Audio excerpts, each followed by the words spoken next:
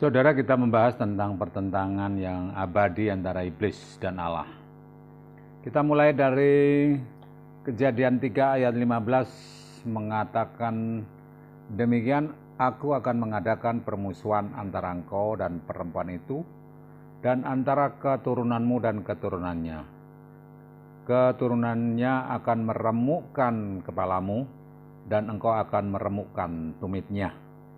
Nah, ini pertentangan antara iblis dan setan ini adalah merupakan inti dari teologi Alkitab tertentu.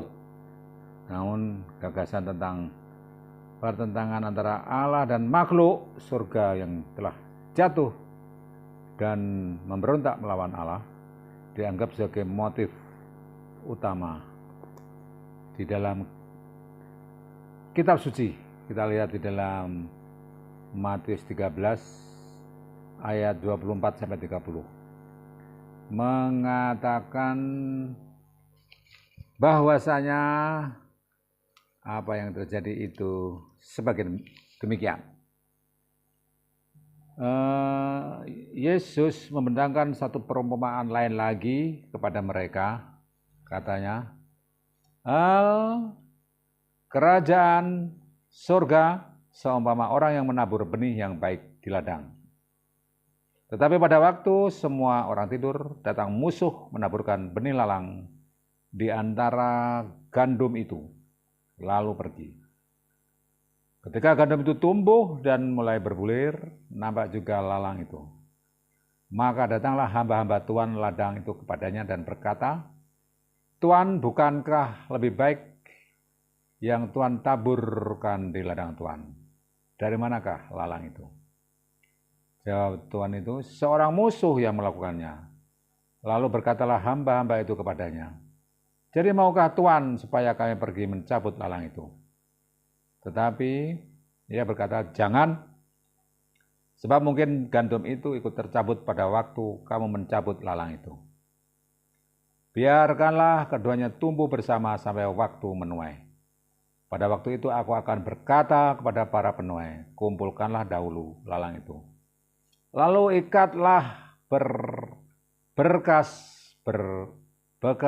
untuk dibakar. Kemudian kumpulkanlah gandum itu ke dalam lumbungku. Jadi ada yang menabur di antara taburan yang asli dari Tuhan. Dan muncul lalang. Lalang itulah yang merampok makanan dari gandum yang ditabur supaya benihnya muncul gandum juga. Jadi dari benih gandum ditabur, di situ ada ilalang lagi ditaburkan, dan maka muncul dari antara gandum-gandum itu ilalang.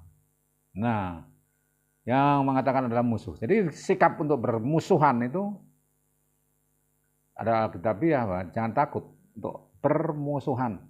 Karena di sini ada yang namanya permusuhan melibatkan pertentangan abadi antara iblis dan setan. Kejadian 3:15 tadi, permusuhan antara engkau dan perempuan itu. Nah, permusuhan itu oleh Tuhan dibiarkan karena belum waktunya untuk membasmi musuhnya. Belum waktunya untuk membasmi lalang yang tumbuh di antara gandum. Tapi pada waktunya nanti akan ada. Pada waktu itu dikatakan, biarkanlah keduanya tumbuh bersama sampai waktu menuai. Dan waktu itu aku akan berkata pada para penuai, kumpulkanlah dahulu lalang itu dan ikatlah berkas untuk dibakar. Nah, pada saat itu akan muncul gandum yang tersisa dari yang seharusnya memang munculnya gandum saja, tapi karena ada musuh yang menabur ilalang, maka ya benar. Jadi demikianlah permusuhan antara Allah dan iblis yang abadi. Dikatakan pertentangan besar antara Kristus dan iblis. Dan motif utama adalah iblis itu memberontak melawan Allah. Sehingga di mana-mana kita dapat merasakan adanya perlawanan iblis.